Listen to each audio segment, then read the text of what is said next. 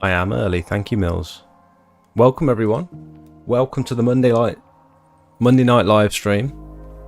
Monday the 15th. I've just come back off my stag do weekend. Sausage, hello Rich. Thanks to Rich for organising all that for me. It was brilliant. We went go-karting. We went quad biking. We were in a hot tub. We had some little teepee huts. It was the perfect stag do. It wasn't a rowdy, everyone getting smashed, strippers, all that sort of stuff. It was just like a nice chill escape, like a little countryside escape. It was beautiful. Nice little pubs, little locals, Pizza Express. Oof. You can't beat it. You cannot beat it. I am not late. Welcome to the stream, everyone. Niho, Matt. Thanks for resubbing, Craig. Very kind of you, mate. 26 months. Look at you. Look at you go. Procrastinating protester, welcome. Revive and refresh. How you doing, mate? Mills. Hello from up north in Scotland. Welcome. It was a great weekend. Sheffield, welcome. Hello, Daz. It was perfect. It was so good. Although I am feeling that. So I haven't drank anything for any alcohol for 7 months, and I knew I was going to be probably drinking on the stag do. And I was just sort of curious as to how it would hit me, and I have like yesterday and today, I do feel as if I'm not very organised in my head. I feel like my thoughts are quite scatty and I can't focus on any one task. I've been trying to get some work done today and I've got some bits done. But I feel a little bit out of control. I feel like, that feeling where you've got so much to do, but you feel like there's no real point in starting anything because you're not going to be able to finish it. I've got that feeling in my head. There's no real point in doing anything because I feel like I'm not really going to make a dent. And I haven't felt that for a while. And I think that's probably the drink, to be honest. But now I'm gonna stop drinking again until probably the wedding. And I'm even debating now whether I even drink at the wedding because I don't know. I don't really want to feel like this. You know what I mean? So it's a tricky one. But it's been a great weekend, and now we're getting back into it. I've got a bunch of inquiries that have come through. Has anyone had like a huge uptick in gutter clearing quotes to do since we've had all this rain? It's been absolutely... The wind has been awful today. It's been terrible. Regan, welcome. Regen. We've had a bunch of gutter clearing inquiries. I've had all sorts of videos sent to me about, videos where people's gutters are leaking and blocked down pipes and all that sort of stuff. Couple of roof cleaning quotes have come in. I've had this one came in from a lady. This one came in from a lady who just wants the front side of the roof cleaning. Just the front face of the roof, which is not something we normally offer. Generally, I'll say, if you want us to clean your roof, we're going to do the whole roof and not just part of the roof, because that's just like a pride thing, I suppose. But this is the job. They only want like the road facing portions of the roof cleaning, and it's very mossy. And I can understand why.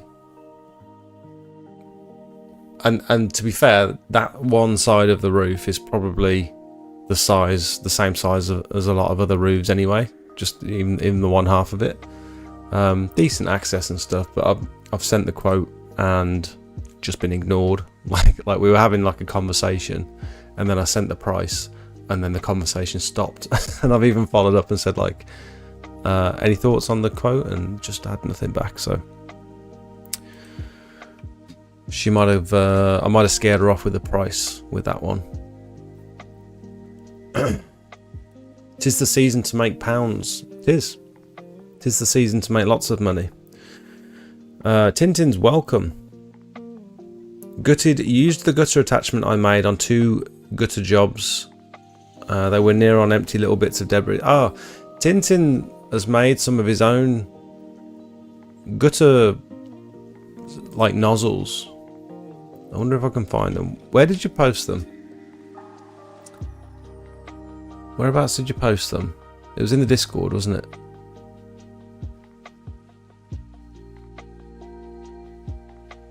Made your own nozzles out of PVC. I found your original post. Discord gutter cleaning. That would make sense, to be fair.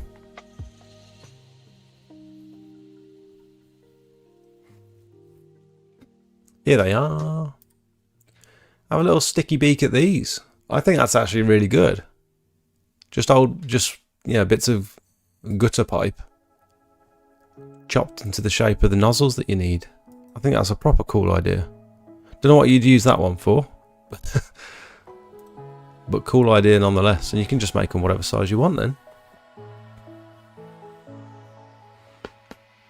I wonder if you could make your own like goosenecks and stuff. Have they got like radii of different gutters? Bottled my gutter clean job today because of the wind. Yeah, I don't blame you, to be fair. We had like a yellow wind warning, didn't we? Pretty bad. Pretty bad indeed. I'm going to start my own business. I know what I need to do and how when I leave college. Husky. Nice. That's what we like to hear. What have you gone to college for, out of interest? I can't get on with the 0% alcohol. Did it take you time to get used to it at all? I'm not even drinking non-alcoholic now, to be honest, because the non-alcoholic beers make me feel just as bad in the morning as the alcoholic beers do. I feel like I still get a hangover when I'm drinking non-alcoholic stuff. And it's a weird one because I'm still trying to decide whether I even like the taste of beer or not. There is something to be said for like a nice hot day, and then like a very cold crisp lager.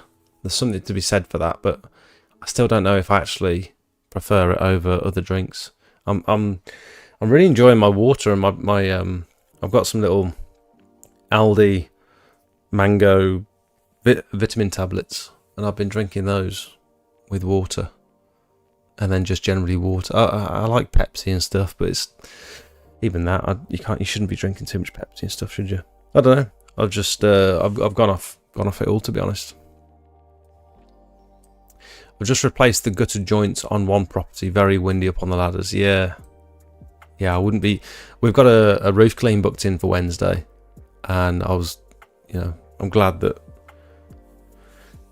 it's not going to be windy on Wednesday. We're about 2 weeks overdue on some of the ceiling jobs that we've done. So we've pressure washed the block paving, and it's been over 2 weeks now, like 2.5 weeks since we did those jobs.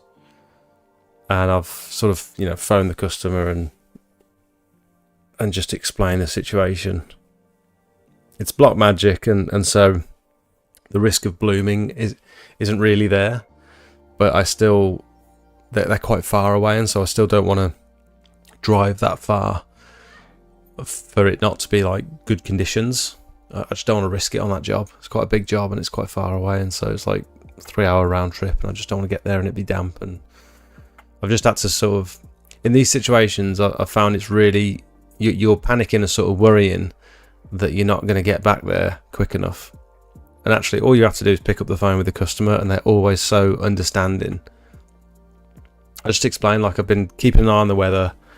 It's virtually raining on and off almost every day. and it's just not ideal conditions, and I feel like I have to apologise even though it's out of my control. And they're just saying like, no, don't worry, we've been watching the weather as well, and there's just not been an opportunity, has there? And I've got like £600-700 worth of sealer just sat waiting for some of these jobs, and I can't do them. And then to have like roof cleaning jobs coming up, which are quite it's quite a big deal really. When I've got trying to prepare for a roof clean and all that sort of stuff, it's not something that should be taken lightly. And so I've got the stress of like these jobs that have overran, and all this sealer that I'm just sitting on, and then some quite big projects coming up, and I'm just worrying that there's not going to be sort of space in the calendar. But yeah, I've also got a holiday coming up as well, so I'm just trying to figure everything out, really. Revive and Refresh says, I'd quit drinking, but I support Man United, and it's absolutely impossible to watch them without having a beer or two. Yeah, I understand. I had to sort of break that connection, where I had the connection where it was, I've had a hard day at work, it's been a long day, and I need a drink, or I'm using the alcohol as a way to relax. It's like an associate. It's like I associate it with relaxing, and I had to break that connection because it got to the point where I was like justifying drinking alcohol every single night, and it's just not healthy. It's not good for your brain, not good for your body. I feel like I've lost a lot of weight since I stopped drinking as well. So beer is vile. Prove me wrong. I thought you said vital. You've gone to college for trades, Husky. What does that mean? Is that just like a general course on being a tradie boy, being a tradesman? I use them vitamin tablets, the immunity ones. Yeah, I think mine's got like magnesium and vitamin D and C and all that stuff. I'm probably overdosing on them because I'm having 2 a day. It says you should only have 1. I have 1 in the morning and 1 in the evening. Thatcher's Juicy Apple Cider is my new favourite. Super sweet. There you go. I used to drink cider on nights out and stuff, and then after being sick so many times, it's sort of the sort of smell and the taste of that sweet cider is just a little bit too much. If I were to drink cider, it'd be like a super dry, like cloudy cider maybe. I think it may be a bit of behavioural trait, as I seem to just want something cold and carbonated. If I had water in the fridge or Coke, I would drink it, but I have fell into enjoying a cold beer. Yeah, and you're not wrong for that. Yeah, it's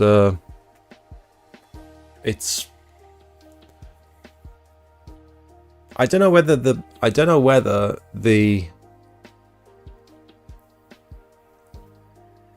way I was looking at it for a while was I need to substitute the beer for something else, and I don't know if that's the play. I feel like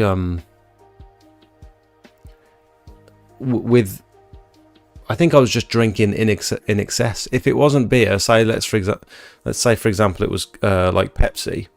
If I was drinking this, it would be a stupid amount of Pepsi to drink. Like the amount of beer I was consuming. No one needs that volume of liquid. That sort of volume of liquid every night. Now I'm just sort of staggering my drinks throughout the day and staggering my water intake throughout the day and just trying to keep my bottle topped up. And I don't feel the need to like sit there and slug a load of Pepsi and stuff. It's I don't know. Hello Darren, welcome.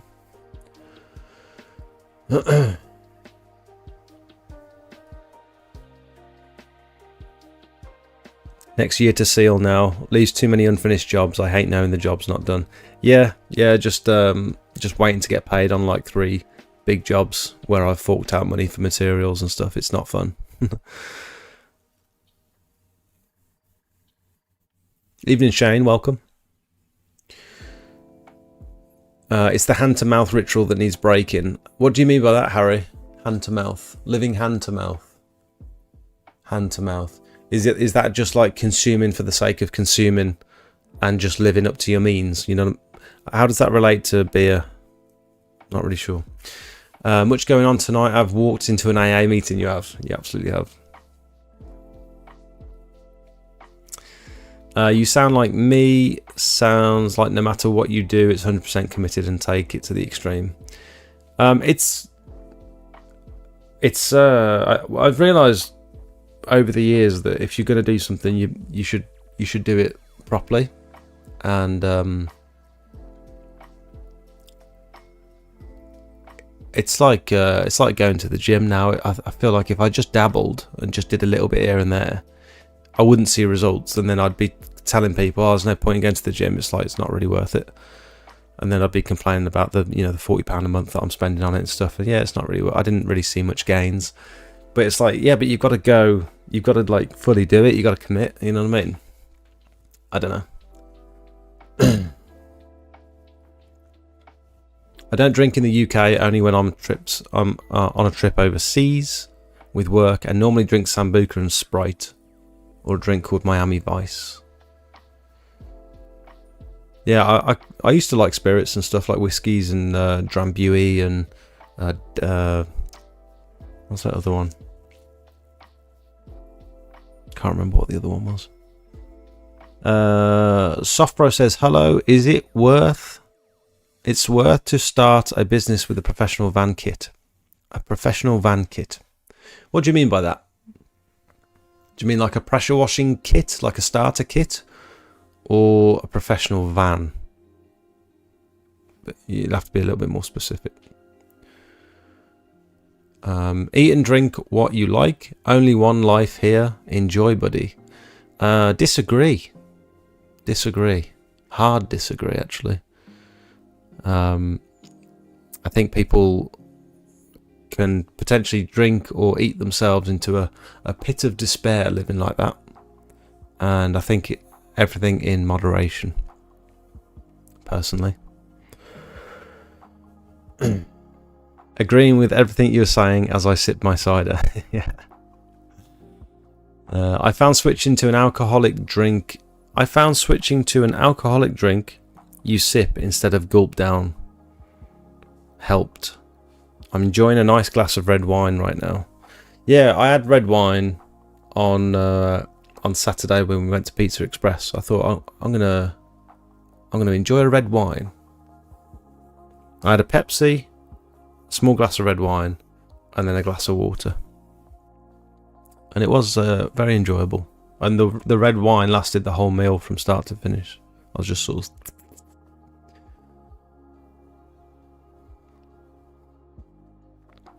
2 bottles of wine a night. Jeez. AJ says, hi, I've been watching you from the beginning, and as from next week, I am starting my new business. Thank you, AJ. That's good to hear, mate. Congratulations. What are you going to be mainly sort of specialising in? Is it going to be pressure washing mainly, or obviously we're getting towards the end of the season now, so are you going to go into like gutter clearing and stuff? Like the 10k van pressure washer van mounted. Sofro, I would suggest personally, my advice, you're going to get different advice from different people.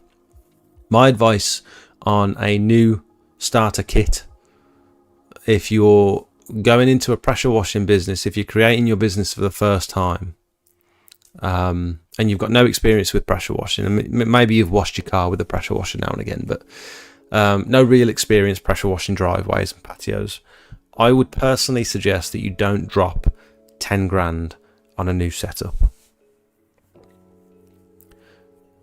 First of all, you don't know what you need yet, so you don't know if everything in that starter kit is going to be useful for you right off the bat, because I can tell you right now, a lot of those starter kits, we were talking about it last week, they're sort of packed full of chaff that you're never going to use. It's all lower quality stuff that you'll actually never end up using, and you could probably save yourself a lot of money by getting very targeted specific products that you will use every single day, and that are of a much higher quality, but also do 15 grand instead, bigger and more power. Now, Darren, you got to take what Darren says with a pinch of salt, because he's got a vested interest in selling you equipment. No, but Darren, like people like Darren with his van mounted setups, I would say they are absolutely fantastic for someone who has some experience in pressure washing. If you're doing this for the first time, you don't know whether you like the job yet. I really thoroughly believe you should start pressure washing with limited kit. Don't spend too much money, because if you start the job and you do your first driveway and you've just spent 10 grand on the equipment and you just started your first driveway, and you think, which you will, you'll think, God, this is taking longer than I expected. The videos make it look so easy. I am getting absolutely plastered in head to toe. It's pissing down. I'm getting soaking wet. The water pressure's crap, and so I'm here like 3 times longer than I should be. Drainage is terrible. I've got to scoop. What do I do with all this muck? I've got to scoop up all this muck now. I've undercharged.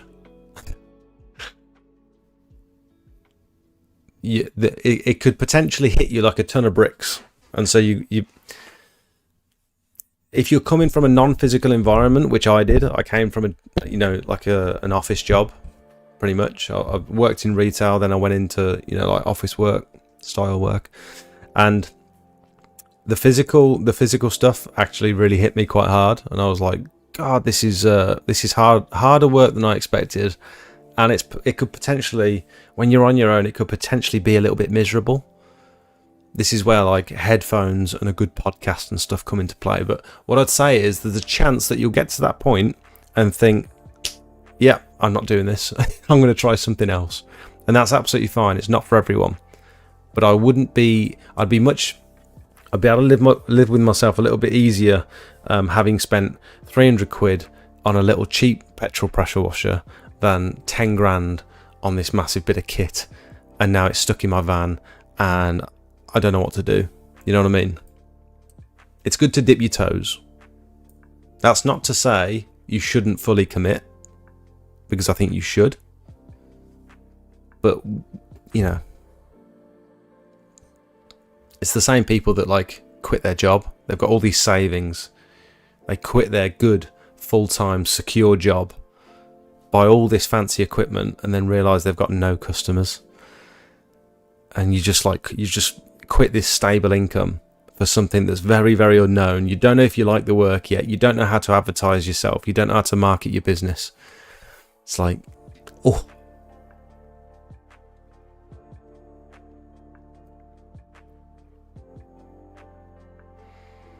Tis gutter season now. Tis. Well, yeah, almost. Yeah. I mean, it's gutter season all year round. We get gutter inquiries all year, but we do get more sort of, end of summer, over the winter. All you have to do is look at the people who have died in the last week or so. You don't know when your time is up. Live life to the max. Tomorrow isn't guaranteed. Mainly pressure washing, but looking into the vacuum now and looking at the one you have. Any suggestions? Yeah, I mean, keep an eye on this little banner down here. You'll see 5% off gutter vacuum systems. That's where I'd suggest going. You can get a really good, super versatile Panther vacuum, which is the one we use pretty much every day. Almost every day. Used it on a roof clean last week. And I'd still recommend it. I think it's still a great vac.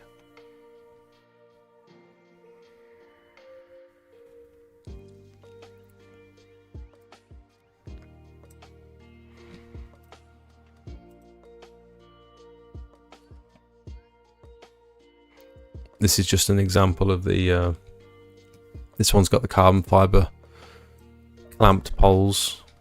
I don't know why, but my browser is super slow today. I don't know why.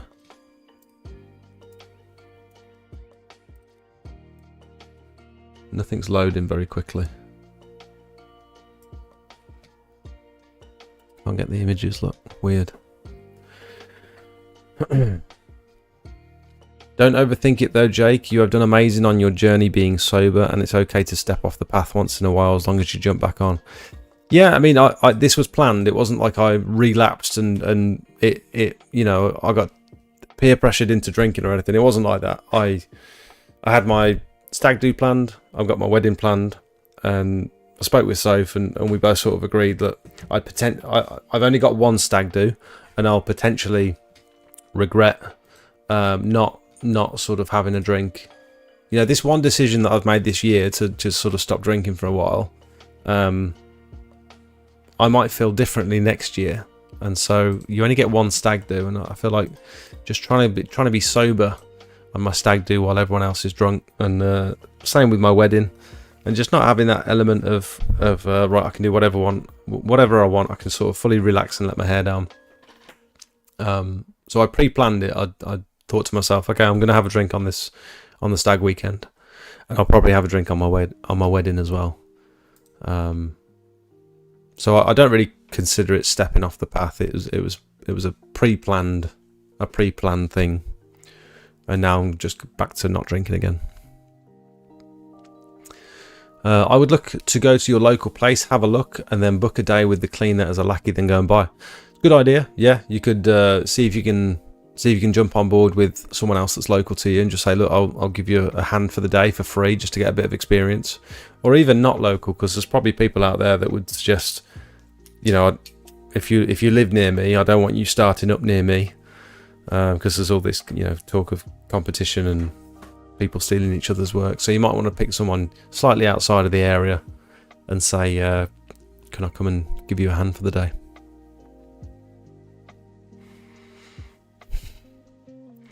Craig's just spreading misinformation. I like cleaning things because of my autism, and I like being outside with my hands. Nice. Awesome. Sounds like it might be for you. I work in construction, self-employed. Nice.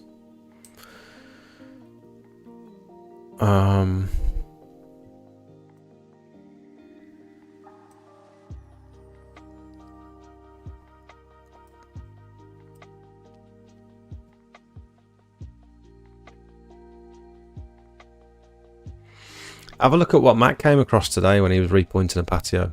Absolutely wild. This has kind of got me a little bit scared. So I think this is the same job.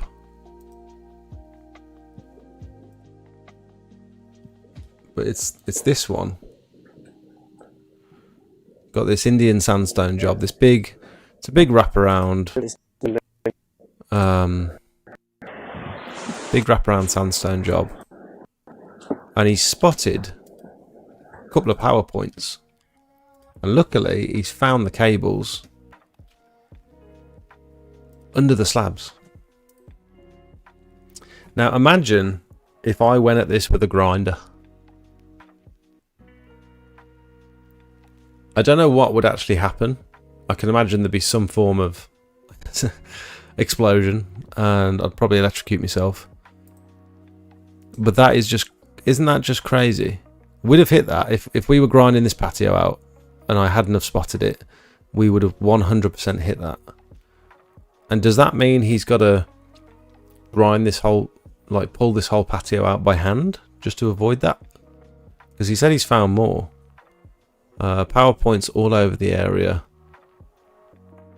Currently detected 7 areas with cable. An electric detector is a really good tool to have on the ever expanding list of tools. That seems that's, you know when some jobs you think, I know how to do that. Like I've done that job a couple of times, and I understand how to do that job now. This just throws another spanner in the works. It's like, I got to get some sort of cable detector now before we can start grinding these patios out. It's actually scared me a little bit. Hello Chelt, welcome. Hi folks, tuning in from Tenerife, 31 degrees. Deary me. Lewis, welcome.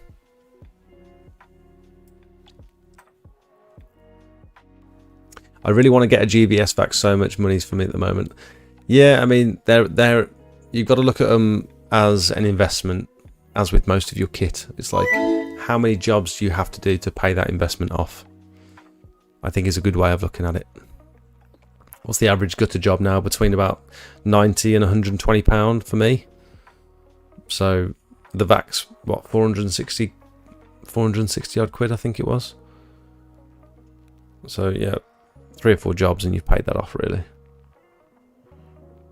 4 or 5 jobs, maybe.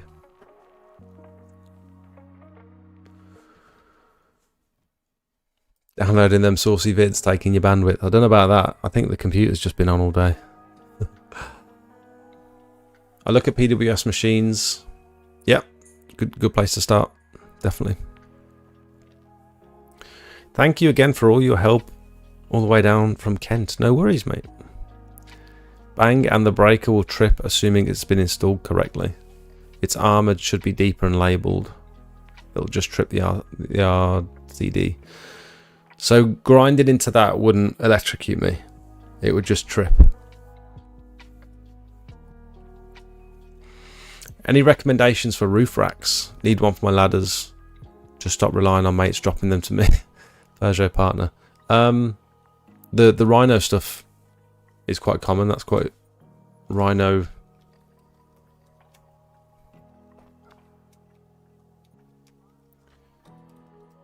Rhino roof racks, but they're quite spenny.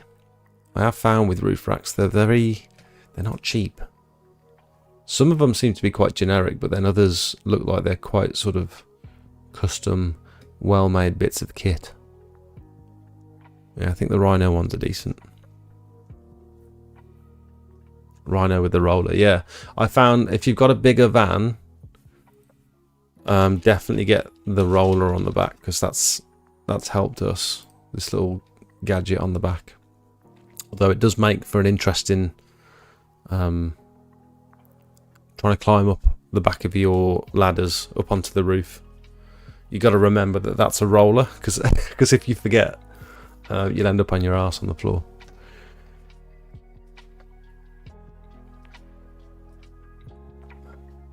I was literally lucky to discover that cable the way it happened. 160 plus square meters, and the second place I went in hand tools discovered that. That's crazy. So the customer didn't know about it before. That's pretty crazy. Vanguard are good too. Vanguard roof rack. They all look the same, don't they? It's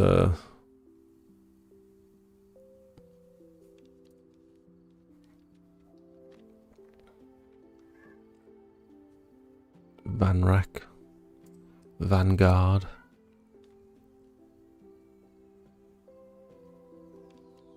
My cat's going mad. VanMate are great racks. Marketplace is the best place. Generally paid 100 quid or less for 4-bar rack. That's a good idea. Marketplace, Facebook Marketplace. I picked up a second-hand roof rack for 180 quid. It should have been 1500 quid. No way. Anthony, welcome. Always make sure your ladder's wonky too, or climbing up on top of the van. Yeah, that rear ladder that you fit, make sure it's wonky. Else, it might fall off. I bought a Kiam Guttervac 5 years ago, but still going strong. Had to get side entry conversion.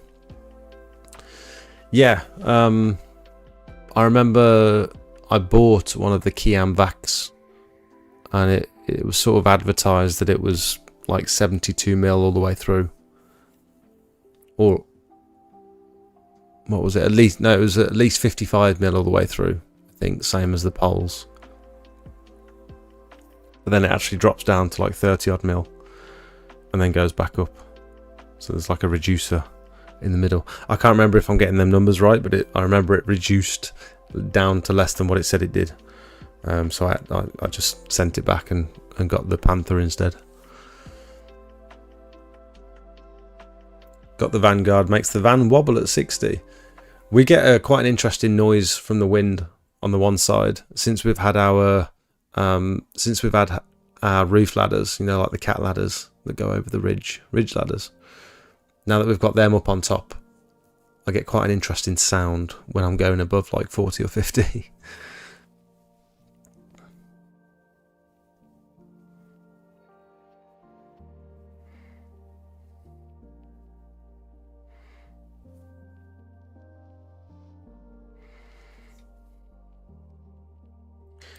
Car boots, yeah. Hi Jake, just got a van and we're starting to kit it all out. Do you have any suggestions of shelves or things to put in?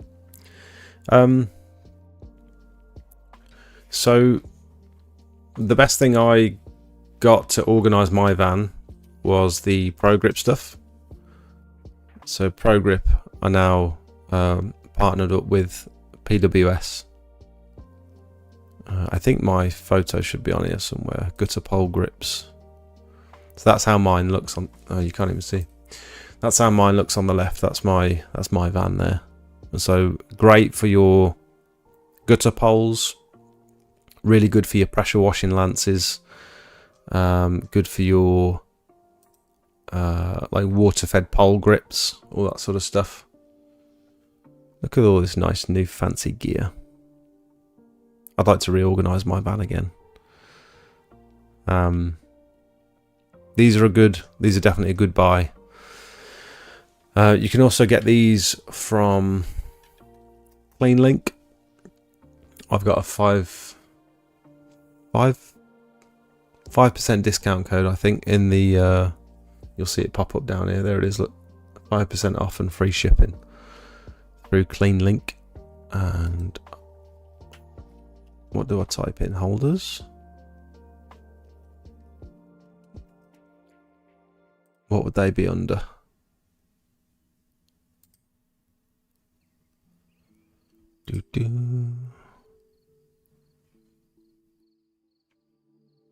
Not really sure what they'd be under here, actually. I know they do them. They do them. Or they did do them.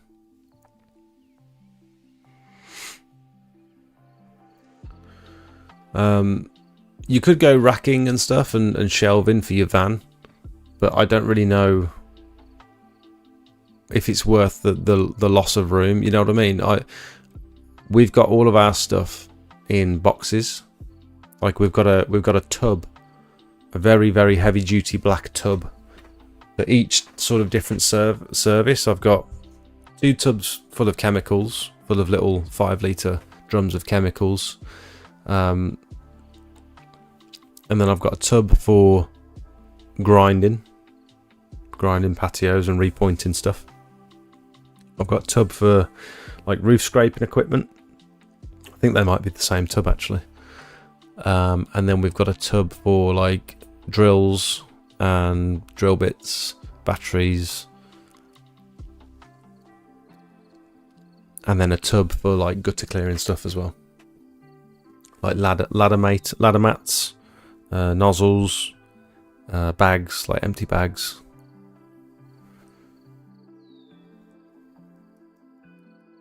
Where do you stand on cleaning these asbestos sheeting roofs? Do you stay away from them? Yeah, I've never touched asbestos. I think there's too much red tape around it, and also the health and safety side of things. I don't know enough about it to give you some solid advice on it, so you're best to do your own sort of research. But I'm pretty sure there's like guidelines you've got to follow when it comes to cleaning that sort of stuff, and potentially even licenses, or you can't even like dispose of it. I remember a mate who's done up one of his units. He couldn't get rid of it. He couldn't find anyone for like a reasonable price. The prices to get rid of this asbestos were outrageous. In comparison to getting rid of like a regular roof. So you got to be really careful with it. What pressure washer and equipment did you start out with? Initial investment. Did you buy an expensive pressure washer from the start? No. So if you check out my YouTube channel, I started my business for about 400 quid, I think. You literally go all the way to the bottom, go on my videos, and then all the way to the bottom. The first video that I posted on this channel. Where's my first video gone? It's gone. Is this just my internet playing up?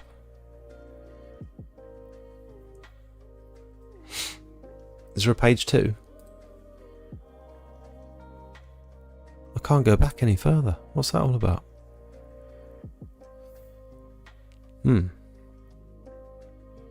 I'm confused now, hang on.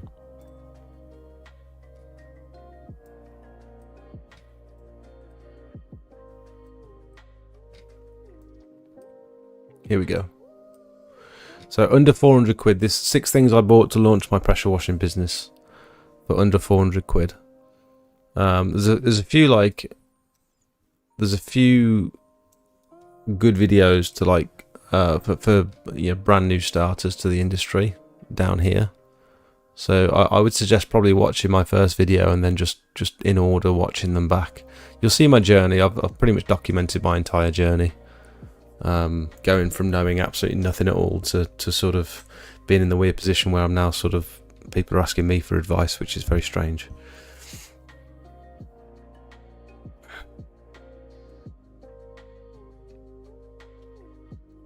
Life-changing, getting the van organised so much better. Yeah, the getting like going from a I know you already had a van mounted pressure washer before, but even going from a pressure washer where you've got it on a trolley and you've got like a wheelie bin buffer tank, and you're having to pull hose reels out of the van and set everything up and stuff, going from that to a van mounted system where you just pull out 2 hoses, plug one in, turn your machine on, and off you go. Like it's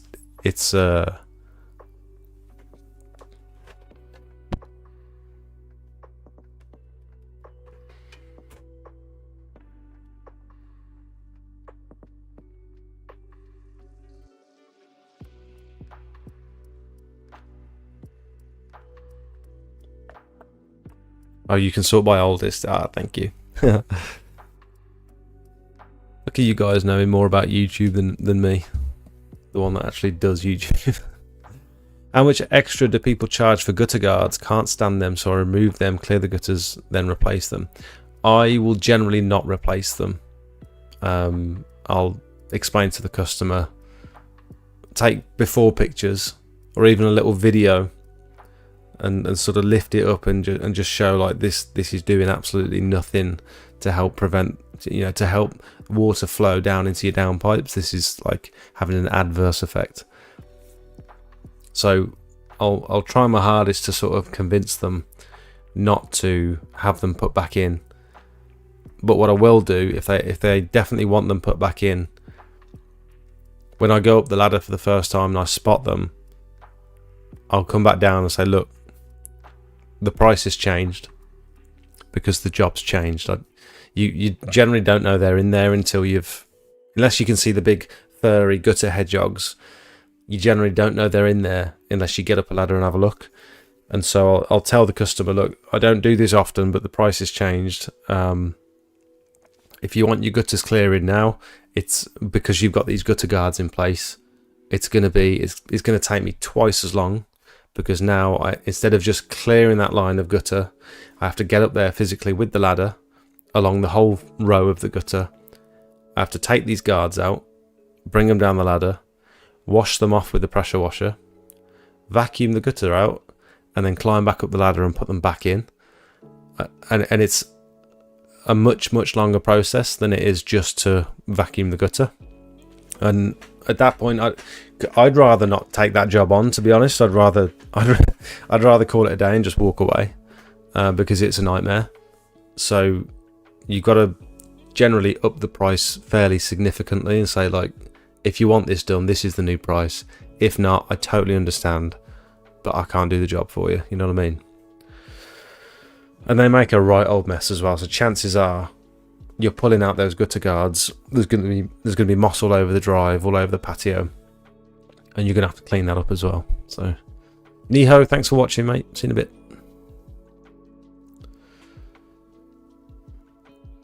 With regards to like how much extra, it depends which one they are. It depends which type of guards they are. The hedgehogs are I suppose the easiest. The ones that actually like clip into the gutter are the hardest and the most annoying and the most, you know, dirty when they come out. And yeah, can't give you an exact price. Potentially double. I would recommend anyone watching all of Smelt's videos from the beginning. Great journey to follow. Had a massive influence on me starting my own journey. Smelt and Partridge's videos are brilliant. Thank you, mate. Appreciate it.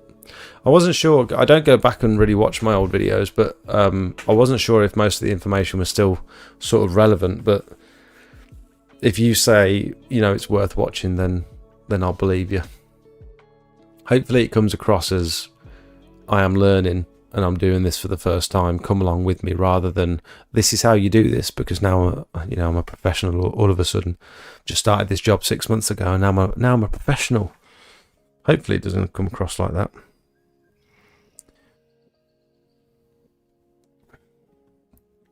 Cedars has sent me a photo.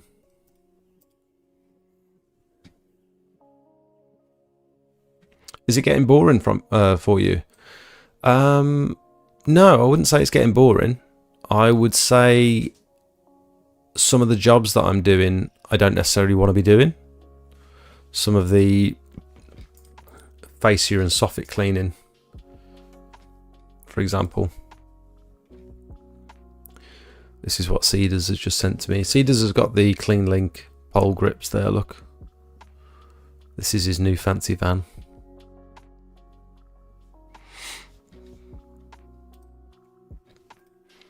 But I'm in the fortunate enough position to be able to turn away work. Like, for example, today, I turned away this patio repointing job.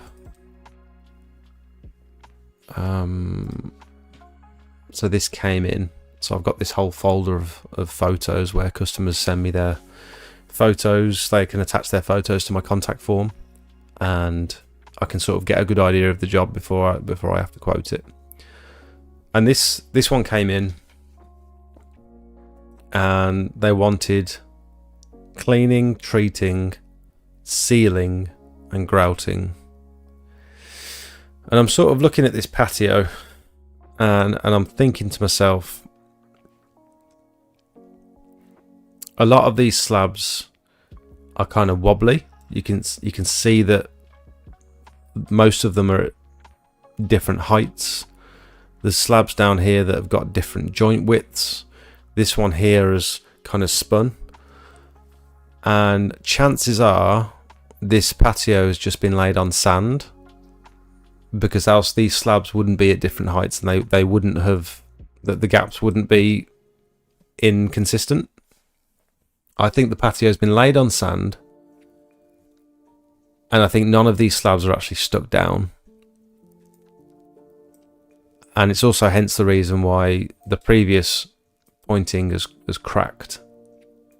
And it's the reason that there's so many weeds coming through the joints. So you can see there is some like brushing, jointing compound by the looks of it here.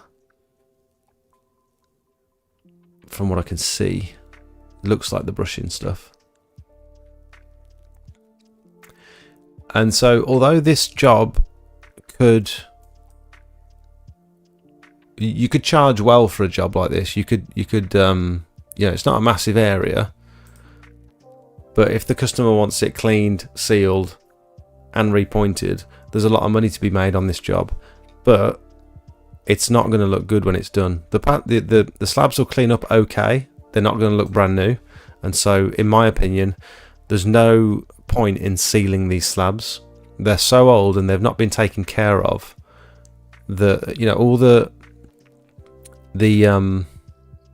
All of the coating on this slab has deteriorated so much that you can see all the aggregate starting to come through the slabs. And so you could clean them up and they'd look 10 times better than what they do now, but it's never going to look like a new slab. So what would be the point in sealing it? The damage has already been done. You're not really protecting it from anything. And so I think it'll be a massive waste of sealer. I think the pointing, pressure washing a patio like this would probably result in more deformation of the sub base, because the joints are so big. The turbo nozzle is going to get in all those cracks.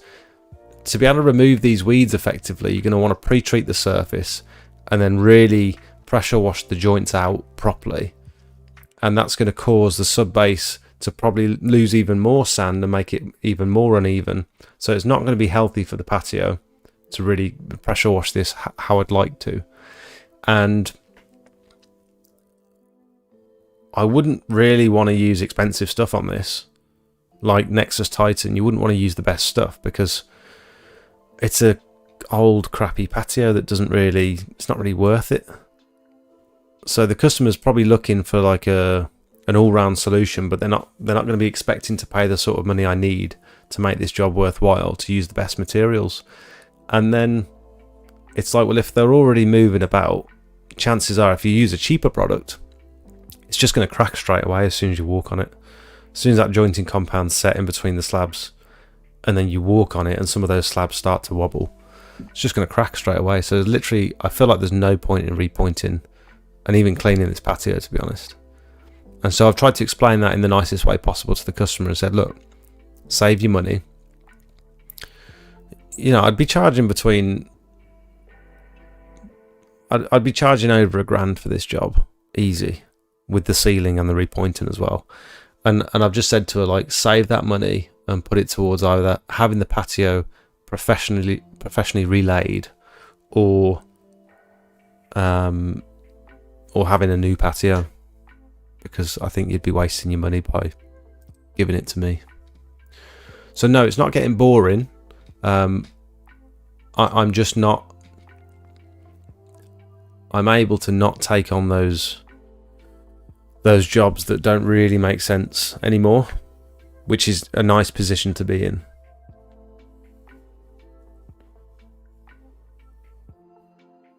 I think that the quoting side of things is a little bit draining when you get so many inquiries, and so many of them aren't qualified leads because they're coming from all over the country. And then the ones that are qualified leads, you spend all your time sort of quoting them, and then you don't get a response from them. That can be quite tough, I suppose. A lot of your time and effort goes into that. And then, yeah, just juggling the calendar. I think probably sealing this year has really caused me quite a lot of unnecessary stress, if I'm totally honest. Some of the sealing jobs, the ones that have gone well have gone really well, but the other ones that have had to be delayed and stuff have caused me so much mental bandwidth, and it's made some of the jobs not very enjoyable. It's sort of tainted all the good work that I'm doing a little bit. You know what I mean? I built all my own van mount and can't explain how compact Darren's system is. Mind blowing. I carry all my stuff in the van, poles, van, surface cleaner, etc. Still enough room for a coffee. I think something's wrong with the camera. Lips look too pink. Oh yeah. Oh yeah, it has gone very pink, hasn't it? Hang on. Thanks for letting me know. Hang on a minute.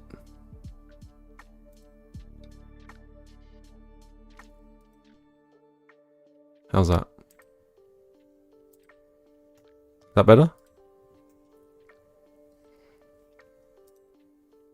Looks better.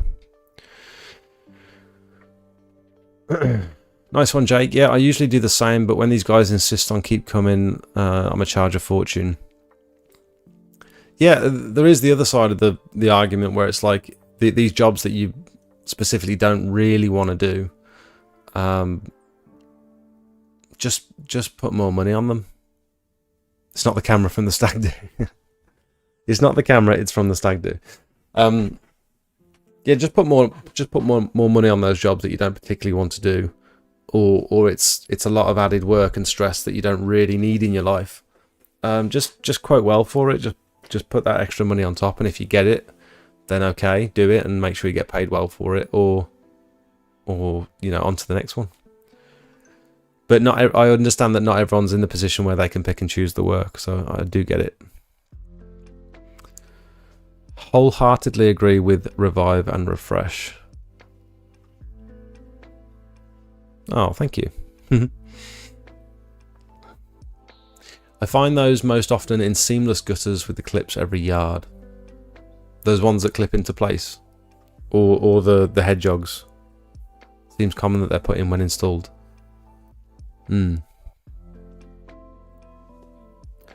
aren't fun. One time I got suckered into taking them out and then replacing them for free back when I first started. Yeah, it's not something you want to do. The customer doesn't know any.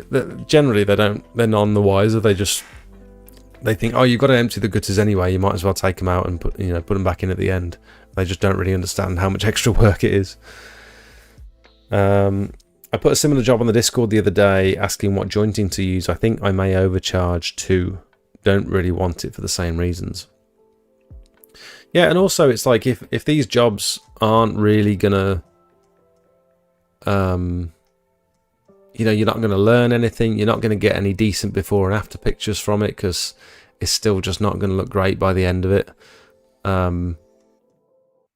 It's okay just to say no to the customer every now and again. It's okay just to say, look, I'm afraid I can't provide a quote. Thanks for your inquiry. Just be honest.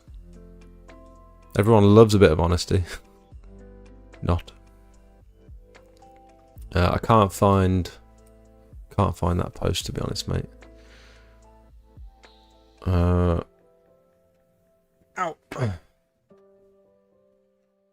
Oh, here's one. Hi folks, got a gutter job coming in, a bit tricky quoting, photos attached below. Agreed with the customer, there's only so much I can do. The fascias, due to them being flaky wood. Okay, so first of all, I don't clean flaky wooden fascias. I don't think there's any point, to be honest. I think the customer should instead spend the money on getting them, sanded back and repainted or replacing, because tickling them with a water-fed pole isn't really going to do. It's not going to really add much benefit, and you're going to end up with little bits of flaky paint all over the place. It's not really worth doing. The backside of the gutters have a guard only in one section that I won't be able to reach. My price is 270 quid. Would include a full gutter clear, fascias, soffit clean, apex and barge boards. The problem I'm facing is would this be arguably fair priced if the fascias could be cleaned?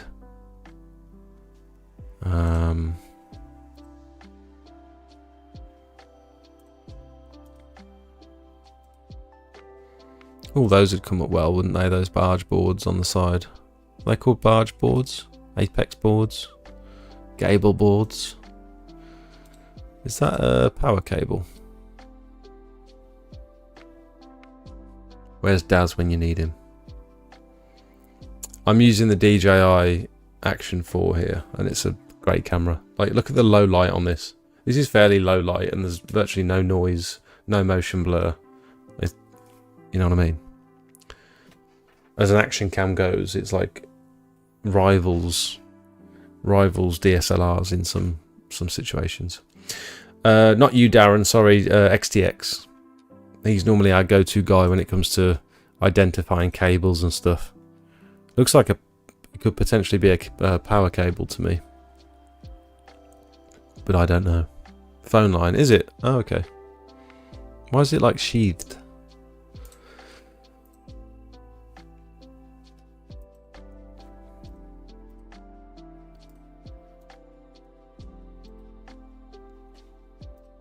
Well, they are very dirty, aren't they?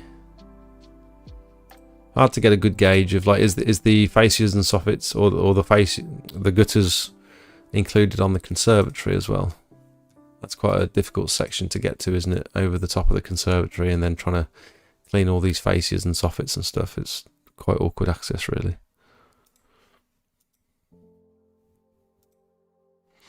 What's the price? 270 quid. I'd probably be at about 130 quid for the gutter clear alone. Yeah, that sounds about right, to be fair. 270. It's quite strongly priced, but that's providing you're not sort of washing the conservatory roof or anything. Wouldn't be getting involved with that for that sort of money, but yeah, not a bad price. I think it's worth now considering a window clean as part of the gutter fascia and soffit wash, because once you've cleaned all this off, there's a very good chance that a lot of this algae and stuff is going to splash down onto the windows. So what we've started to do now is just include a window clean, probably just the glass. I'm not going to go like full frames and sills and stuff, but just make sure the glass is clean by the time we end up leaving, backing up, because as exterior cleaners, ideally you're supposed to sort of leave the area cleaner than when you arrived, and so if the customer can see you've done a fantastic job on the faces and soffits, but then they look out the living room window and they've got spots of algae and you know, water staining all over the window. Not ideal, really. So something to consider. Fine, I didn't want to help anyway. Sorry.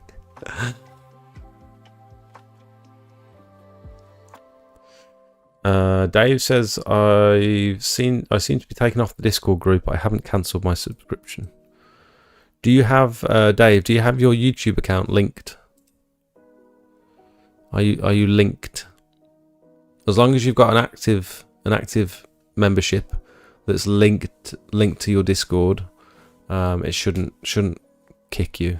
If there's any sort of issue where it's have you been naughty? Phone lines still carry power in them, but not like a power line. Okay, good to know. Thank you. Has anyone seen the latest Rutland Pumps announcement?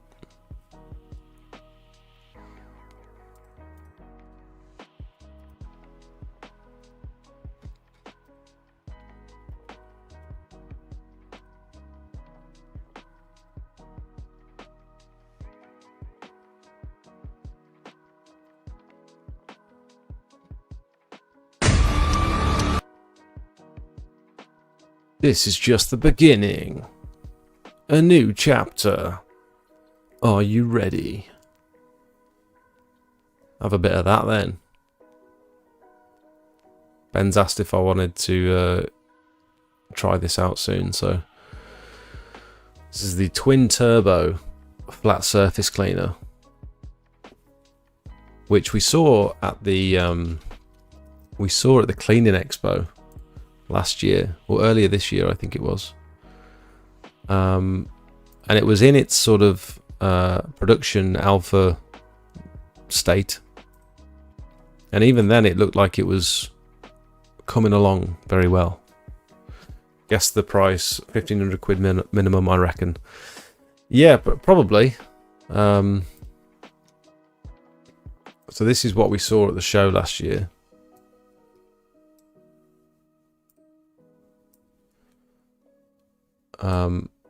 I can imagine it's going to be a decent chunk of money, but imagine if it works. Just imagine if you can perfectly get the same results that you get with your turbo nozzle, the same results that you get with your turbo nozzle on block paving.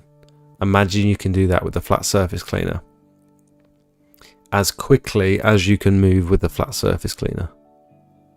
Like, I've seen Cedars. I've seen what Cedars has been producing recently with his new machine, and the results were good, but I wouldn't say they were perfect. I saw stuff in Cedars' video that it's like, I'd have gone over that again with the turbo nozzle if it was me. And if I'm still using a turbo nozzle sort of in the worst areas or around the corners and stuff, then there's no point in me trying to use a flat surface cleaner and making it work and risking there still being little bits of weeds here and there and me not potentially spotting them. You know what I mean? Just get a bigger machine and use a normal flat surface cleaner. It will work, but the maintenance will be mega regardless of who makes it. I've actually been waiting for this since that video.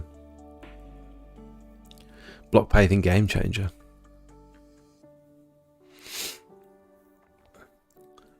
These are retailing for £2,000 stateside. Won't be 1,500 quid of my money. It's going to be silly money.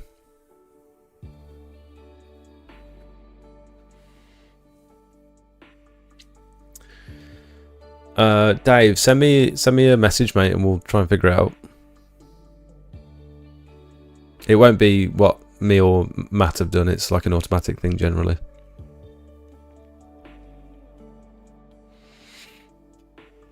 What you have to remember is Darren had only put 25-degree nozzles on.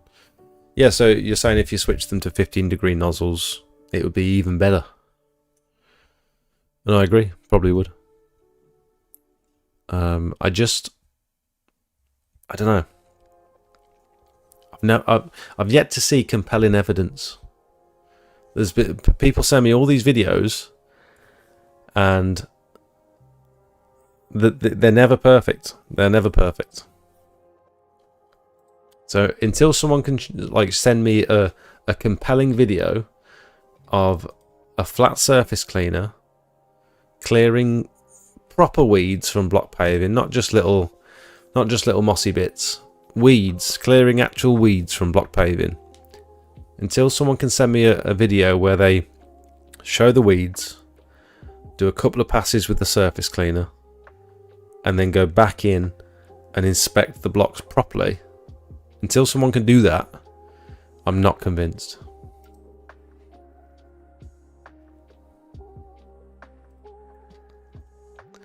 And no one's done it yet, so give it 6 months in China or AliExpress we'll have a copied version of the flat surface cleaner. Yeah, I mean, it's hard to copy this sort of equipment with the way that Ben's building it here.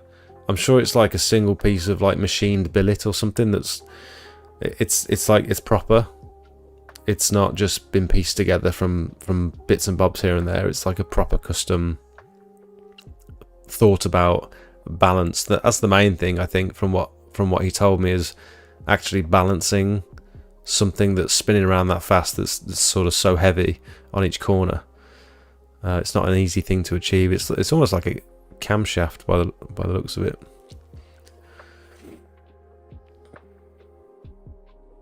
I am so intrigued as to whether it would work, because with your classic turbo nozzle, you can adjust your distance from the surface depending on how bad the weeds are. So for example, if you do a quick pass over a bit of block paving and a bit of moss with a flat surface cleaner at like standard height, it'll clear it no problem. But then sometimes you'll come up against a weed, quite a thick weed maybe, and you have to get a little bit closer, and you're not going to be able to do this with that. You're not going to be able to do that with this. And so I'm wondering how that all... I'm wondering whether just having two turbo nozzles that are spinning so quickly and it's covering that area. I don't know how it's going to work. Are you going to have to use like insane flow and pressure just to get it to even spin? I don't know. So many questions. Hopefully I'll get my hands on it soon. Ben's offered to send it out and let me have a play. So that'd be very cool. Spoke with Ben about them a little. He's developed on the USA design and improved stronger arms, which were their main fault with the Americans using cheap galvanized steel arms. Darren, let's get some 15 degrees in and drop down to 2 jets. So your video was on triple jets, was it? That's very impressive, actually. With 3 jets, and you're splitting the pressure and the flow between three nozzles. That's actually quite impressive. Yeah, drop it down to 2 and put some 15s in. I've actually experimented with 0 degree pencil jets in mine. And that actually, it did work, but you have to go super slow. You have to go really slow, because else you end up with just like lines. Can we talk about the rinse nozzles? What size do you use, or is it just a chemical nozzle? I've gone from a ball valve to a Q, so I want a jet similar. So first, you'll probably want like a little stubby. I don't know what you'd call them.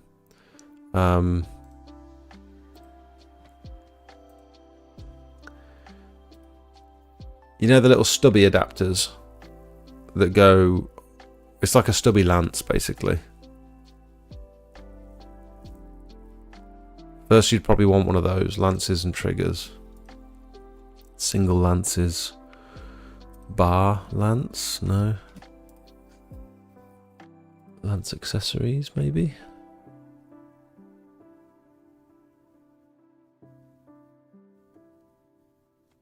Something like that, with like a little quick release on the end. Just a stubby, yeah, like a little stubby. But since the sausage fest that we did with Darren, he gave me one of his like soap nozzle one of the black soap nozzles. He gave me one to try for like rinsing down and stuff, and they're brilliant. The only thing I would say is it's this black one here. Look, it's like super oversized, puts out an absolutely unnecessary amount of water, but it's low pressure. It's like lowish pressure, but it's got a massive hole in it, and so you put so much water through it, you drain your tank in minutes. But it's really good for high flow, low pressure, just rinsing. Great for rinsing doors, windows, brickwork, and then also great for pushing all the sludge down the driveway. But the trade-off is that you're using a hell of a lot of water. The other side of the spectrum is, or sort of one below that, is rinsing with the X-Jet, for example. So we tend to use so Rutland pumps have the Pro Jet. So this is their version of the X-Jet, and this is basically what we use to rinse quite often as well. Fairly low pressure for the windows, and then we turn the pressure up when we want to rinse the driveways and stuff. And then the other thing you could do is you could get a 65, like a 40 or a 65 degree nozzle. I don't see any 65 degree ones here. I call it a water broom. I wonder if PWS have them. Rinse.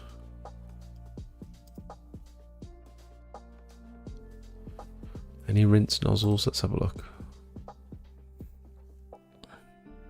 So to put on the end of your lance, it might be a good idea to get yourself like a 65 degree, again, high flow nozzle. So something with a wide orifice. So it's not necessarily going to be jetted to your machine. Say, for example, your machine requires an 06 nozzle. For a rinse nozzle, no point looking on the... Okay, no point looking on the website. If your machine requires an 06, if you want a rinse nozzle, you might want to consider going 07 or 08, just to put more water through at a lower pressure. Yeah. Darren's put an 08 in mine, and it's like a tsunami. The X-Jet is a good investment. It is. Yes, it is. Those black ones are great for rinsing render, they are. Yep. You'd be better off with 2 jets on the flat surface cleaner. 3 is splitting the flow too much. Yep.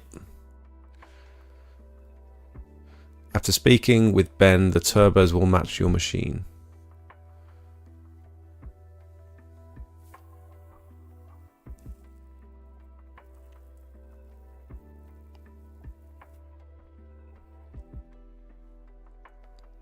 Well, it's 2 nozzles, so a 30 litre per minute machine will have the cleaning power of 2 15 litre per minute machines. I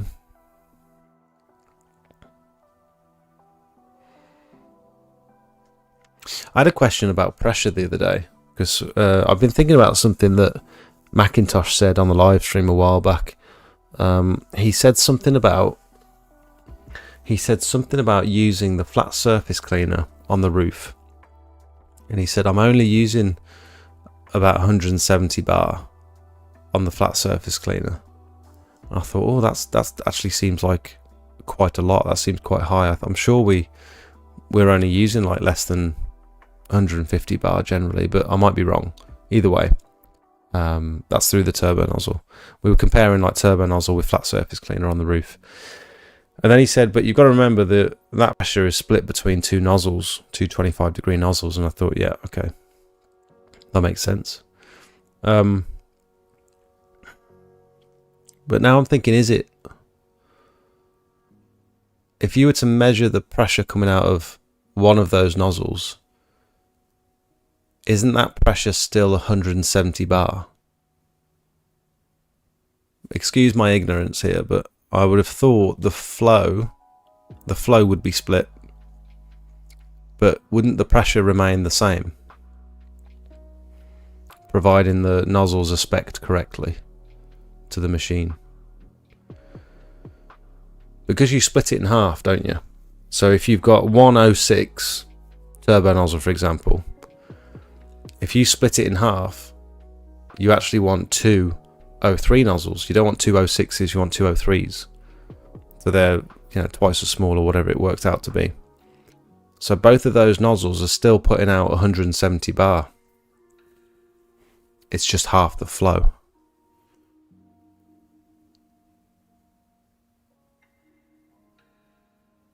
Yeah, it is 170 bar, half the flow. I thought it was.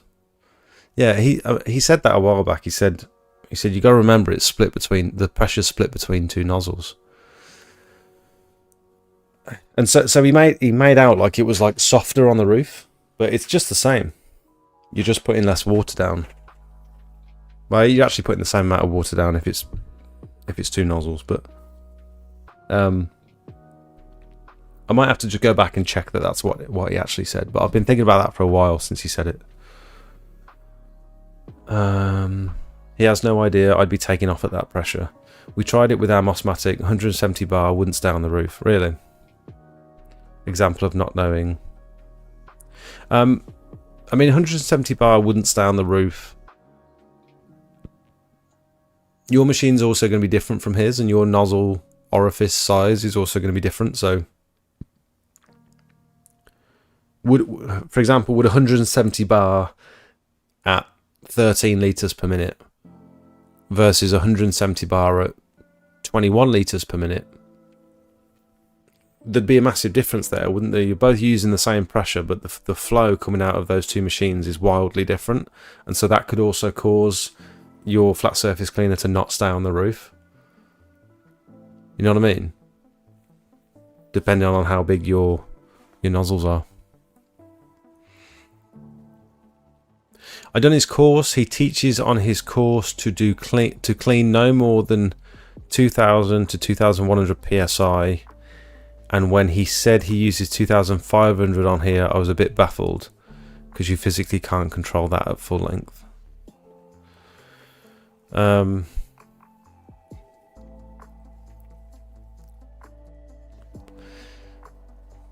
Most of what he said was questionable.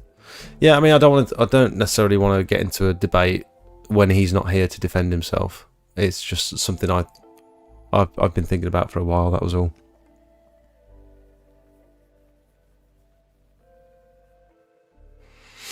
I have this nozzle with a rubber shroud, and it was a big chemical nozzle in it. It had a big chemical nozzle in it, but the nozzle carrier is drilled for water to come out of it. Is it a foam nozzle, would you think? Possibly, yeah. Sounds like it might be. Like in a circle of holes. Yeah, sounds like it's designed to foam up before it comes out of the nozzle. I've seen a couple like that before, yeah.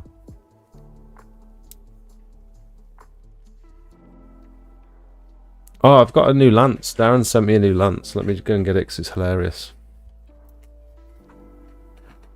I've got a drink. What am I doing?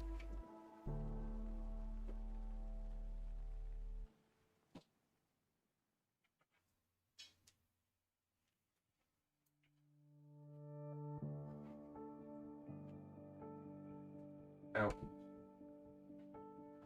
Look at this thing.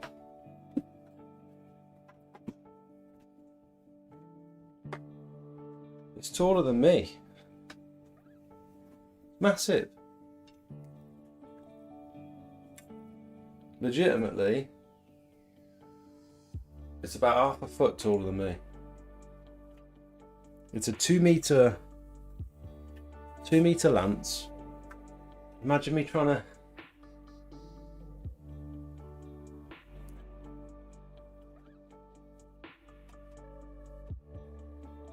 I bought it for roof cleaning. So there's been occasions where I've needed like just a slightly longer lance for things like cleaning render and stuff as well from the ground. Without having, without wanting to get the extendable pole out, it's nice just to have that little bit of extra. And the reason I got it was because we've, on occasions, we've been cleaning roofs from a cherry picker. And it's nice to have the versatility of getting down nice and close to the roof, and just cleaning it from the basket, from the cherry picker basket. It's like a nice cool solution where as long as you've got access with the cherry picker, you can do it all from the basket. You don't need like an extendable pole. But I found myself needing to lean slightly too far out of the basket. And so I thought if I could have like an extra foot on the end of this lance, that'd be ideal. It's perfect. Any plans for Sausage Fest 2025, Darren? He has a 21 litre per minute and a Mossmatic, so should be the same or very similar. Carbon pole, not sure about the nozzles, as are standard of what comes with the Mossmatic. Anyway, gutter roof season is upon us. Yes, I keep hearing whispers of Sausage Fest, but no date. We have got a date. It's the 13th of October. Sunday the 13th of October. Let me just pull it up and make sure.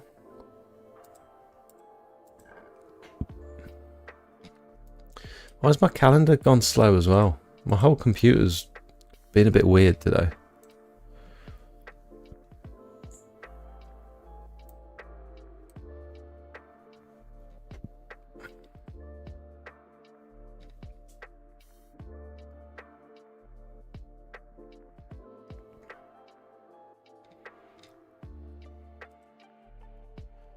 Oh, sorry, Sunday the 12th. Yeah, my bad, not the 13th. That's a Monday. Sunday the 12th of October. Revive and refresh. Thank you for watching, mate. Appreciate it.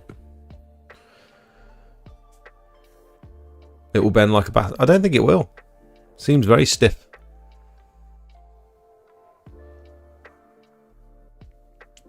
What's it for, the Jolly Green Giant?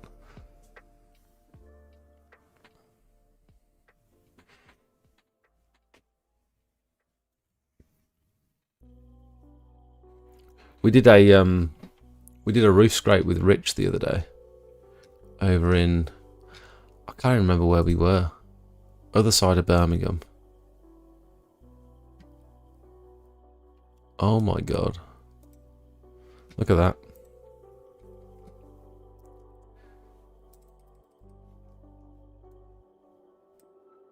Four to one ladder rule. Safety guidelines for ladders states the ladder should be placed 1 unit of distance out from the wall or similar for every 4 units of height. That's like a 1 to 5, isn't it? It's the opposite way around. Pretty wild. You'd only have to lean back ever so slightly and that would be tipping. Any like slight gust of wind and that's gone. That looks like a double set of ladders. I'm not sure that picture actually makes sense. You'd have thought that'd be a triple set, like a triple ladder, but that looks like it's only a double. It's massive. Like a 4-story double set of ladders. That's weird. My lance like that is like a banana, really. Jake, see if you can get Rutland Pumps to lend you the twin turbo surface cleaner to do a review video. I think that's the plan. I think that is the plan. Can get Sausage Fest info in the Discord on a separate tab, please. Yeah, that's a good idea. Actually, we should make a Sausage Fest chat.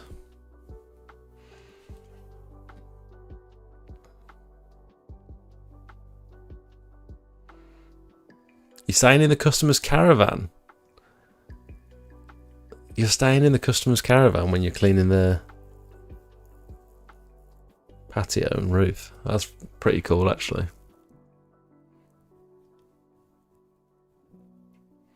Oh, happens to be my cousin.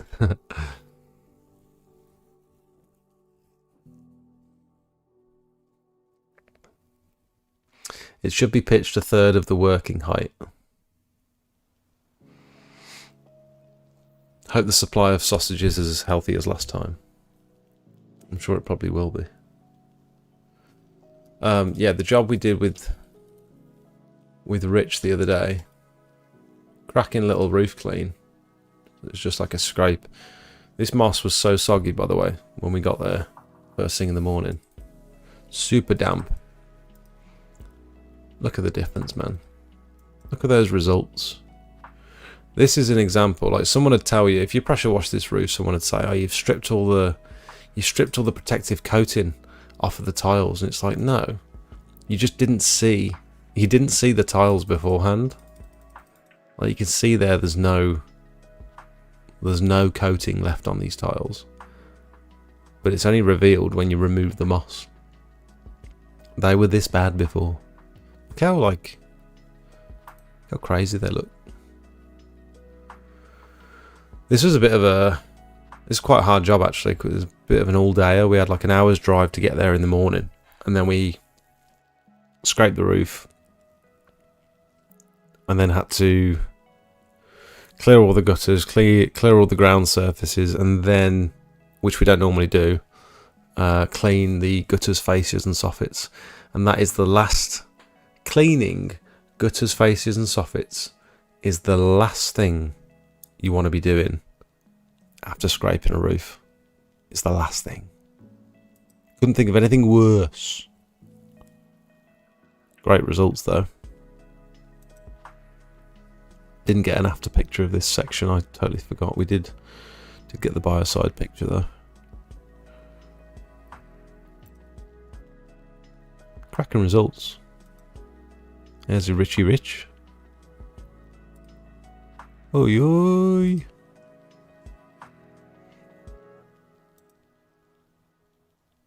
Oh, and we clean the windows. We give them a tickle.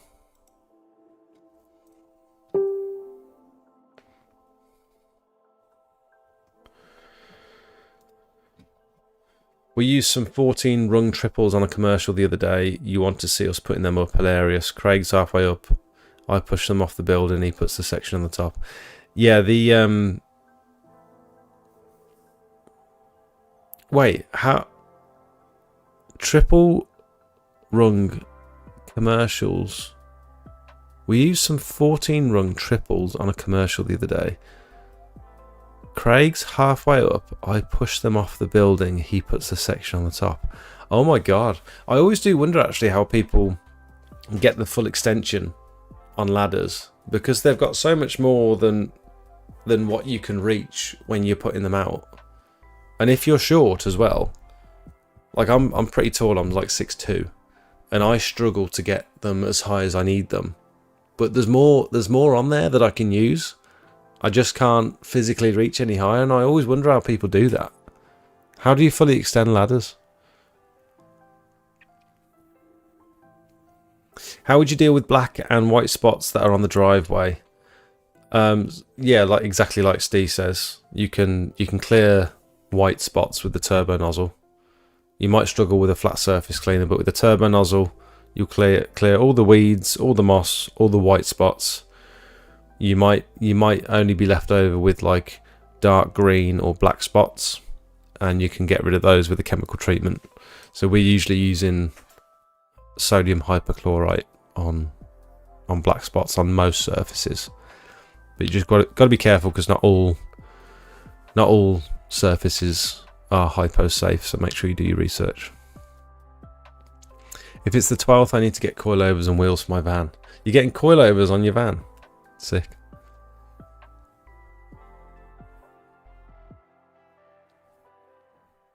Out of sight of the customer. Oh, the ladder, yeah. Push them away from the wall. Climb up to push the ladder up. Two-man job. You're both short. Yeah, it's sketchy. Pretty sketchy, to be honest. And if you try and open them up on the ground, it's too much. You can't then pick them up to put them against the side of the building. So they need to be opened up on the side of the building, but it's like, how? The bin cleaner, welcome. Do you have a separate pole for chemical application when doing soffits and then just swap over to another brush, or do you use two separate poles? No, we just generally... to be honest, I'm very rarely actually using chemicals on fascias and soffits now. I used to use TFR quite a lot, but recently we've been starting out by just trying it with water. We're generally running the water through the DI filter, we've got a little carry DI filter that we've got from Equip to Clean. We're generally starting out with that, and most of the time, most of the ones we've done, the gutters have been cleaning up quite well. There's only been a few occasions where you need to get like a chemical treatment on them. I will admit, like, pre-treating with like a TFR or Synergy or something like that does make the cleaning process a little bit easier, but it's extra work in the beginning. So it makes it easier to scrub, but if you don't use it, it means you don't have to take all that, take your gardener backpack out of the van and sort the chemicals out, apply it, still agitate it, you know what I mean? How much is everyone getting screwed by the rain at the moment with the forecast? Not too bad, I hope. Yeah, I mean, it's on and off rain every day, isn't it? It's crap. Definitely getting screwed. We get these fully extended, but it's like a comedy scene.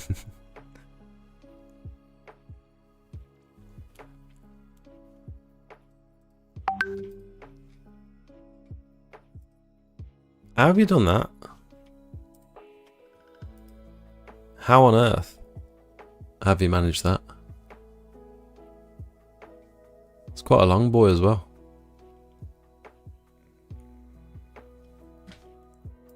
I don't understand how that happens. Is that just from too much pressure?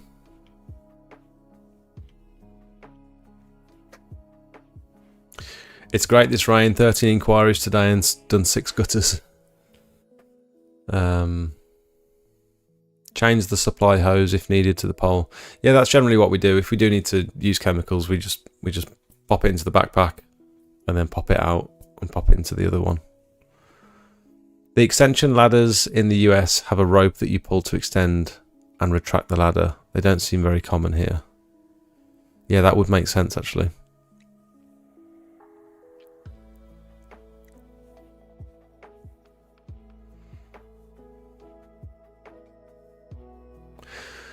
Yeah, if you do window cleaning, it's a slightly different story because you don't really want to contaminate your brush with chemicals and algae and stuff, I suppose, from the faces and soffits. So you'd probably want a separate pole for that. Are you using pure water for the soffits, Jake, or just normal tap water? We generally use the DI system, so it's not, I wouldn't call it pure water, but it's like deionized filtered water for the gutters, faces and soffits, yeah. Yeah.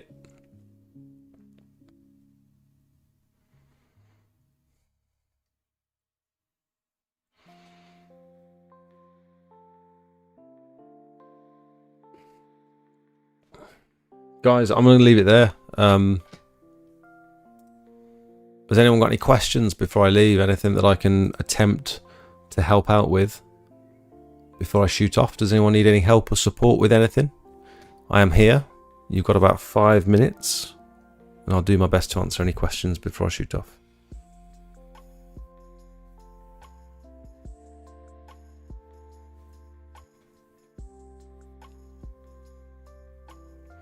Steve, seems like you're getting all the gutter work you've missed out on today with the dry spell.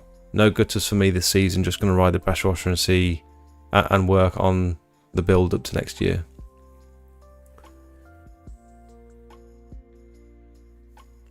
Spacepod, no worries. Do you stop offering Polysweep around winter? This is really the first year that I've been using Polysweep. I see no reason to stop offering it. Sorry, Matt. I remember you've sent me a question on Discord in the DMs, and I totally forgot to answer you. Sorry, mate. I can imagine there is the potential for joints and sub bases of like block paved driveways to stay damp for longer throughout the winter. So I understand that there's a risk that you're potentially brushing in the Polysweep into damp joints. And the main issue I can see there is the Polysweep not making it all the way to the bottom of the joint, which I'm not even sure is realistic. I'm not even sure if it wouldn't make it to the bottom of the joint just because the sub base is a little bit damp.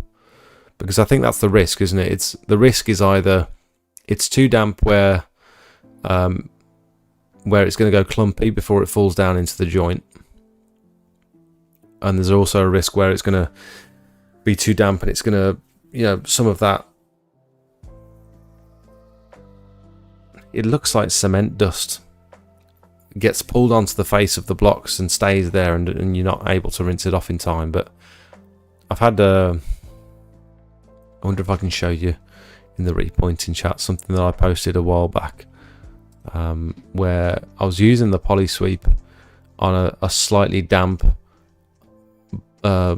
rear block pave patio, and I had a bit of a scare, a bit of a moment where I was like, oops, I hope I can sort this out. And I did actually manage to sort it out, and it was exactly what I just described just then. It's the bricks were quite wet in the corner. Here we go. Here we go. So this is just after I've swept it in, and you can see the spots of, it looks like rain, but it's actually just spots of water from the bush above, because you couldn't get into this section without hitting your head on the bush. So that dropped water down, but this whole section had puddles, and you can see now that I've brushed it in, I think this has probably been leaf blown as well. So at this point I'm thinking, this don't look good. Let's be honest. I'm a bit worried. And then, so there's little spots here. So these were new. These spots were where the water was on the block paving. And then this is after the first rinse. So this is after the first like mist coat, and this is when I started to panic, because I thought, I've stained it. Like it's been, I've put the poly sweep in. It's been too damp, and I've stained it, and I've ruined it. And I sort of went into panic mode a little bit. And then by the fourth rinse, I actually managed to clear it all. So it sort of fixes itself the more water you put down, which is positive, I suppose. But I think this is just an example of, like, you can still do it in slightly adverse conditions. You've got time. There is a window of, you know, it's not going to set straight away. It might not look great, but you can sort of remedy it by putting a lot more water down on the surface.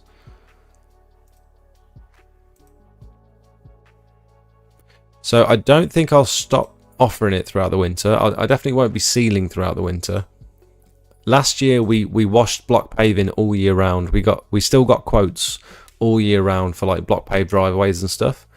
And as long as you get dry spells, it doesn't need to be warm, but as long as you get dry spells, you can still resand driveways. We didn't really slow down with getting back to these jobs either. Like, for example, if we'd have done any block paving recently, we probably wouldn't have been able to get back to it within, you know, the last 2 weeks, because it's just been on and off rain, and that there hasn't really been a dry day. And it's no different, really. It's probably worse now than it would be in the winter. I don't know. Thanks for answering questions. No worries, SpacePod. No problem at all. I'm debating whether if the ground temperatures are going to kick up a fuss. I don't think it's got anything to do with temperature. I think it's just moisture when it comes to polysweep. I need a 600 litre baffle tank. Best place to get one. I bought my tank recently from Tanks Direct. You can see if CleanLink or PWS or Rutland Pumps could do you a better price on one. But if you go onto Tanks Direct and just type in 600 litre, or you could go water tanks. There we go. 500 litre upright baffled.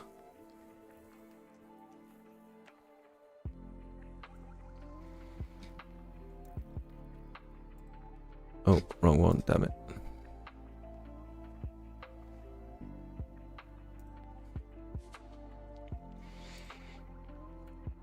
Oh, they do a 650 upright baffled. I think that's the one I've bought. It's the one I've got. Not installed it yet though. Well, you can see it. Yeah, see if the other guys will do you a better deal on them. See if they can find them cheaper for you. Oh, whoops. Polymers, thank you. That's the word I was looking for. The drawbacks: finding a good, reliable day to apply, having ample dry time to allow a good cure. True. Yeah, there is that as well. The difficulty is going to be finding dry days to sand it and then it not rain for another 24 to 48 hours. Yeah, that's true, because it will extend the curing time of the poly sweep. Definitely. Wet sand season, paid same day, not with poly sweep, of course. Yeah, I'm still not. I've not got enough experience with wet sanding to figure out whether it's worth it or not. Because I remember I wet sanded one drive, and it took ages to get like a decent result. It took ages to make it look perfect. And I'm just not sure if maybe I'll try it again now that I've got new equipment and new techniques and stuff. Maybe I'll try wet sanding again. Stupid question: could you use a felt torch to dry out block paving? You'd certainly dry out the surface. You're not going to dry out the sub base.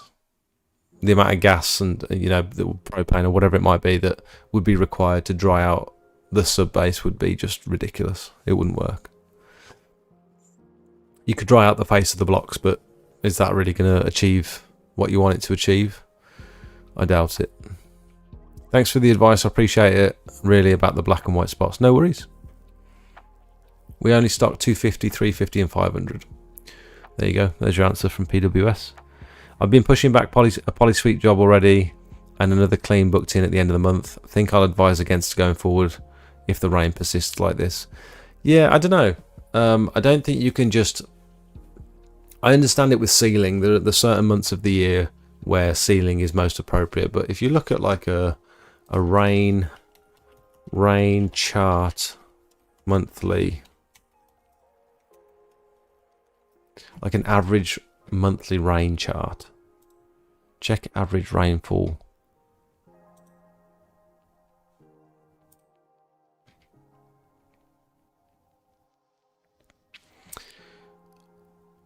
So this is, I don't know what website this is, but like if you look at this average monthly precipitation, why has it just opened up another tab? Okay, this website might not be great, but it's fairly consistent, and if anything, summer is worse. It's just that we get quicker drying time over summer because the sun's out, whereas winter things don't dry up as quick. So I don't think it's as easy as I don't think you should advise customers against like poly sweep, for example, because you just don't know what the weather's going to be like unless you can look ahead and say, look, the next 2 weeks we've got a 2 week window where the weather's going to be fantastic. Let's get you booked in. If you're booking in like months in advance, you're not necessarily going to be able to do that, are you?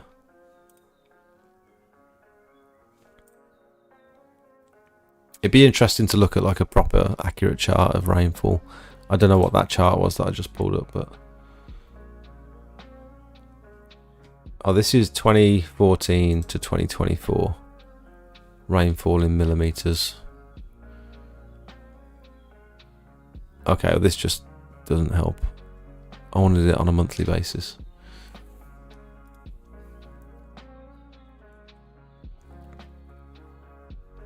I have a 750 litre, you ain't driving with it full, that's a fact. There you go. That other clean is Poly Sweep 2, which will leave me trying to find 2 dry days in early October. Yeah, I mean, it's not, I don't think that's unheard of, 2 dry days in early October. I think, you know, just because we're heading towards winter, it doesn't mean it's going to be any, really, I don't think it's going to be any wetter than it would be. It's the drying time, isn't it? If the sun's not out as much and it's not as hot, things aren't going to dry off as quickly, I suppose.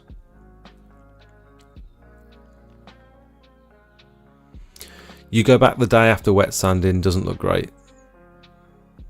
I've seen photos of people that do wet sanding quite often and it never looks great. As long as it doesn't hammer it down, you can seal all year round with breathable acrylic. Yeah, so I've seen that Pure Seal's acrylic seal seems to be like a fairly all-weather, like as long as the ground is puddle free, you're pretty much good to go. Like even if there's like damp spots on the surface, you're still fine to seal, which is crazy to me. I'm only on weekends at the moment, so it's leaving me having to take short days notice off to cover the sanding if I get a dry day during the week. Yeah, or you can just get up super early and go and get it done before you have to start work and stuff. I know what you mean, I've been there. We get a dome like The Simpsons, that's a good idea. Thanks for the stream, have a good week. Off to bed now, flying to Skiathos tomorrow morning. Have a good one. Enjoy your holiday, Tintins. I'll probably not advise against it, just not push the upsell. Yeah, I mean, certain times a year you can push it all you want, I suppose, but I'm not gonna push for Polysweep during the winter, I don't think, necessarily. We'll see how it goes. I might do.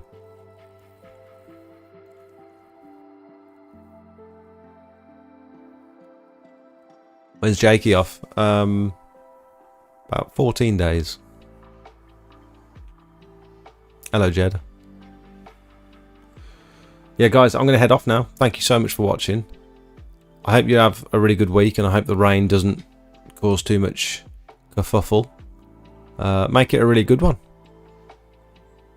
Make it a really good one. See you later.